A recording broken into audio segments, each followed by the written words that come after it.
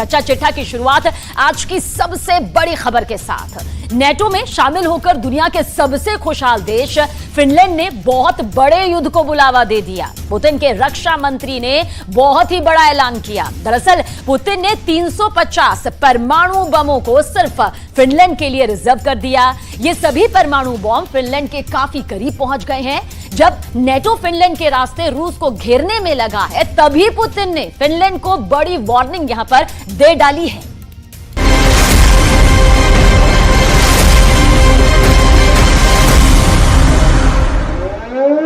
Helsinki, Finland.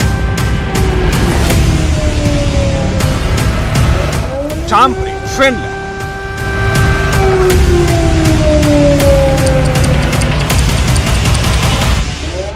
Turku, Finland.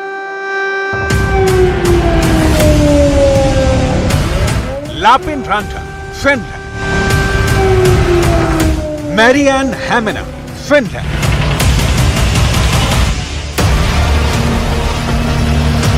Finland के इन शहरों में रूस के हमले का खौफ समाया हुआ है। सिर्फ इन शहरों में ही क्यों, पूरे फिनलैंड में रूस से दो हाथ करने की तैयारी हो रही है। सड़क से लेकर बड़ी बड़ी इमारतों में रूस के हमलों का कैसे मुकाबला करना है, इसकी ट्रेनिंग चल रही है।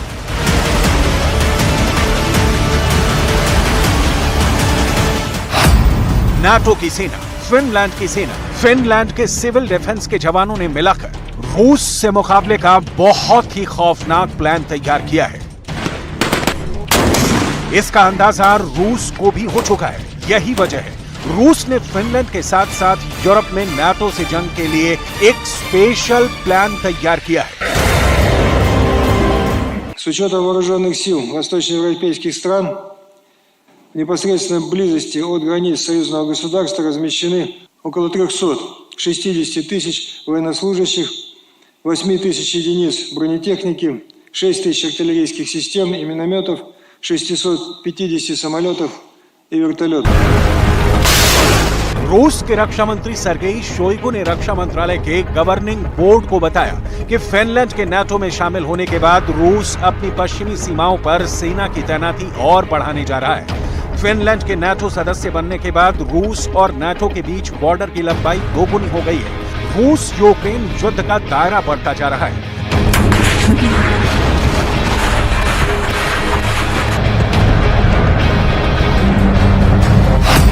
रूस यूक्रेन सीमा के साथ बेलारूस और पोलैंड की सीमा पर दोनों तरफ से सेनाएं जमी हुई हैं, लेकिन अगला नंबर फिनलैंड का है। रूस के रक्षा मंत्री सर्गेई शोइगु ने कहा है कि फिनलैंड के नाटो सदस्य बनने के बाद रूस की चुनौती बढ़ गई है। युद्ध का दायरा भी बढ़ गया है, क्योंकि अब नाटो की तरफ से फिनलैंड में ऐसे हथियारों को रखा जाएगा जिससे रूस पर घातक हमला किया जा सके।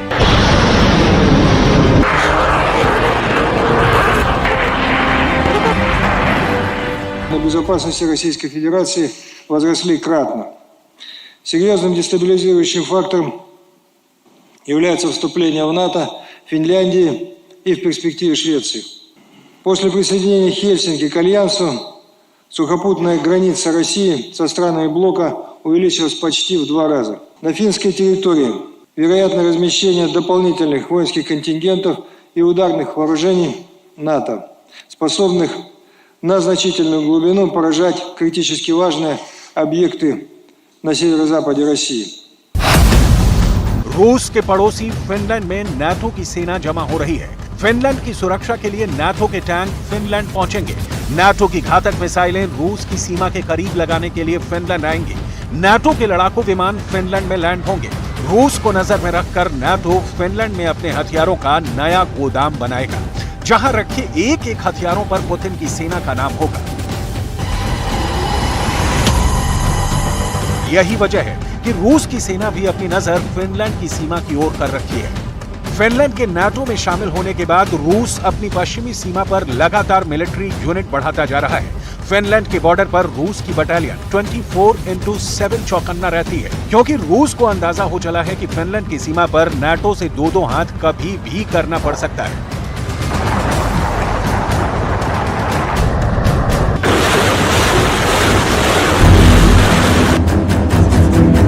यही वजह है कि रूस के रक्षा मंत्री ने साफ साफ शब्दों में यूरोप में नाटो के खिलाफ अपने विशेष अभियान का ऐलान कर दिया है। यहां तक कि रूस के रक्षा मंत्री सर्गेई शोइगु ने पूर्वी यूरोप के नाटो देशों के खिलाफ अपनी सैन्य तैनातियों से भी पर्दा उठा दिया है। सर्गेई शोइगु का कहना है कि रूस और बेलारूस की नाटो देशों के साथ लगने वाली सीमा पर करीब 3,60,000 सैनिक, 8,000 बख्तरबंद गाड़ी, 6,000 तोपखाने और मोर्टार, 650 लड़ाकू विमानों और हेलीकॉप्टरों को तैनात किया गया है। सवाल है 31 देशों से अब कैसे लड़ेंगे पुतिन? क्या होगा जब एक साथ 31 देश और रूस पर धावा बोल देंगे? क्या पुतिन के परमाणु बम फोड़ने का टाइम आ गया है? क्योंकि फिनलैंड के नाटो में शामिल होने के बाद रूस का परमाणु गोदाम अब सीधे नाटो के निशाने पर आ गया है। फिनलैंड 1340 किलोमीटर लंबा बॉर्डर रूस के साथ साझा करता है, जिससे अब नाटो देश रूस की सीमा तक पहुंच गए हैं। अब नाटो देशों की रूस से सटी हुई सीमा दोगुनी हो गई है। रूस 20,000 किलोमीटर से भी लंबी जमीनी सीमा रेखा 14 पड़ोसी देशों के साथ साझा करता है। 20,000 किलोमीटर में पहले करीब 1,215 किलोमीटर सीमा रूस नाटो देशों के साथ साझा करता था, जो कि अमेरिका, नॉर्वे, एस्टोनिया, लातविया और लिथुआनिया से मिलती थी। अब 1340 किलोमीटर लंबी सीमा के जुड़ने से रूस की नाटो देशों के साथ साझा करने वाली सीमा की लंबाई 2,555 किलोमीटर हो गई है। फिनलैंड के बॉर्डर पर रूस के न्यूक्लियर बॉम्बर दिख चुके हैं। रूस के ये ऐसे बॉम्बर हैं जो आसमान के रास्ते परमाणु हथियार ले जाने में सक्षम हैं। तस्वीरों के सामने आने के बाद फिनलैंड पर रूस के खतरे की खबरें पूरी दुनिया में फैल गईं। अब आगे बढ़ें और नाटो के खिलाफ रूस के न्यूक्लियर ऑपरेशन की तैयारियों को दिखाएं।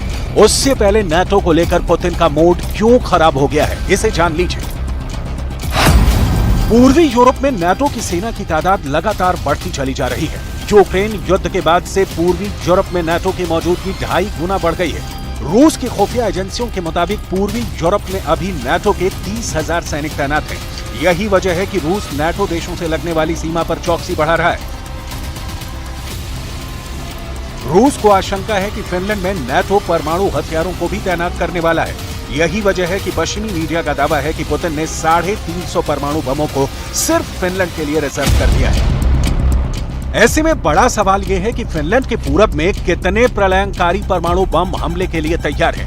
फिनलैंड के पूरब में रूस की न्यूक्लियर फोर्स कितने और परमाणु बम पहुंचा रही है। फिनलैंड की सीमा से सटे मौजूद रूस का परमाणु गोदाम अभी कितना भरा हुआ है। फिनलैंड के पड़ोस के समंदर में रूस के परमाणु हथियारों की गश्ती क्यों बढ़ गई है? क्या फिनलैंड में समंदर के रास्ते परमाणु सुनामी आने वाली है? फेडरेशन ऑफ अमेरिकन साइंटिस्ट की एक हालिया रिपोर्ट बताती है कि फिनलैंड के पास मौजूद कोला प्रायद्वीप में रूस ने पनडुब्बियों पर तैनात 350 परमाणु बम लगा रखे हैं। सभी परमाणु बम 150 किलो टन की ताकत के हैं। यानी कोला प्रायद्वीप में मौजूद रूस के एक परमाणु बम हिरोशिमा पर गिरे बम से 10 गुना अधिक शक्तिशाली है। विश्लेषकों का कहना है कि फिनलैंड की नाटो में एंट्री से यूरोप में तनाव चरम पर पहुंचने वाला है, क्योंकि नाटो और रूस की बरसों पुरानी दुश्मनी का सबसे नया एपिसेंटर फिनलैंड बन गया है। फिनलैंड नाटो का एक ऐसा खूनी दरवाजा बन गया है जिसके एक तरफ पुतिन खड़े हैं तो दूसरी तरफ अमेरिका की अगुवाई में दुनिया के 31 देशों की सेना है। नाटो का आरोप है कि पुतिन नाटो का दरवाजा बंद करना चाहते थे, हमले की धमकी और युद्ध के नाम पर डराना चाहते थे।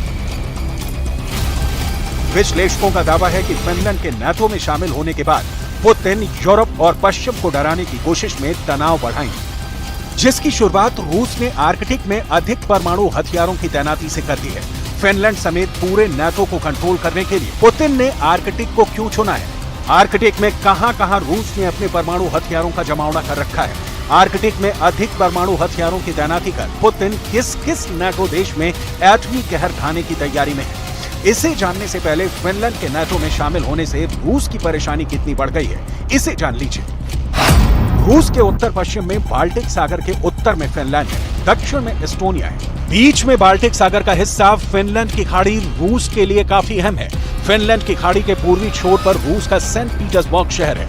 फिनलैंड की सीमा से सेंट पीटर्सबर्ग की दूरी सिर्फ 125 किलोमीटर है। सेंट पीटर्सबर्ग में ही पुतिन का जन्म हुआ था। सेंट पीटर्सबर्ग रूस की आर्थिक राजधानी है। इसी शहर में रूस के ज्यादा अरबपति रहते हैं, जहां किसी भी तरह का नुकसान पुतिन को मंजूर नहीं। साफ है, फिनलैंड के नाटो में शामिल होने के बाद अब बाल्टिक सागर के रास्ते नाटो को अब न केवल रूस के सेंट पीटर्सबर्ग तक पहुंचने का रास्ता मिल गया है, बल्कि रूस के कोला प्रायद्वीप तक पहुंच भी आसान हो गई है, जो रूस का चलता फिरता परमाणु बेस है। कहा जाता है कि यहाँ पुतिन ने पनडुब्बियों में तैरते एटम बम लगा रखे हैं, जो समंदर के अंदर से निकलकर दुनिया के किसी भी हिस्से को खाक में मिला सकते हैं।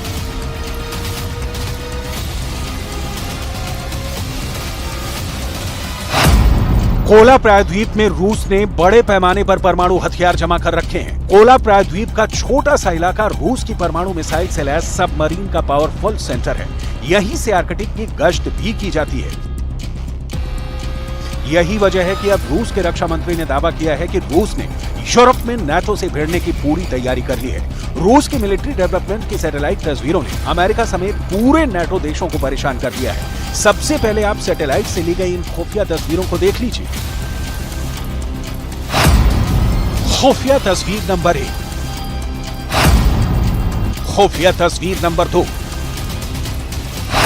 खुफिया तस्वीर नंबर 3, खुफिया तस्वीर नंबर 4, खुफिया तस्वीर नंबर 5, खुफिया तस्वीर नंबर 6, खुफिया तस्वीर नंबर 7, खुफिया तस्वीर नंबर 8। रूस की सैन्य तैयारियों का पर्दाफाश करने वाली इन तस्वीरों ने दुनिया के तमाम देशों की धड़कनें बढ़ा दी हैं। ये खुफिया तस्वीरें कैसे आर्कटिक में रूस के परमाणु युद्ध की तैयारियों का पर्दाफाश कर रही हैं। इसी मकसद में रूस ने फिनलैंड की सीमा से करीब 160 किलोमीटर दूर उत्तर पश्चिम रूस में ओलेनोगॉर्स्क में लगातार रेडार स्टेशनों को बढ़ा रहा है। ये रेडार फिनलैंड और नॉर्वे की सीमा से 400 किलोमीटर दूर बैरेंट्स सागर के तट पर पश्चिमी रूसी शहर ओस्ट्रोवनाय में भी बनाए जा रहे हैं।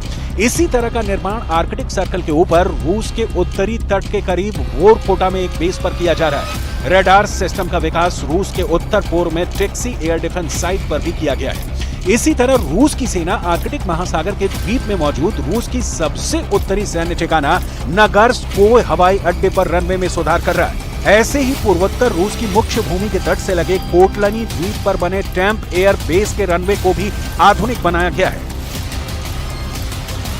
रूसी सेना की ये तैयारी नाटो के फिनलैंड वाले फॉर्मूले का काट माना जा रहा है। पुतिन की ये तैयारी पुतिन के भविष्य वाले वॉर प्लान का संकेत दे रही है। नाटो के खिलाफ ये रूस का नया कॉन्फिडेंस है, ऐसा आत्मविश्वास जो उसे यूक्रेन के बाद दूसरे युद्ध के लिए तैयार कर रहा है। ऐसे में सवाल है कि क्या यूक्रेन के बाद अब फिनलैंड का नंबर है, जिसकी धरती पर धावा बोलकर पुतिन सीधे नाटो के घमंड को चकनाचूर करने की तैयारी में है।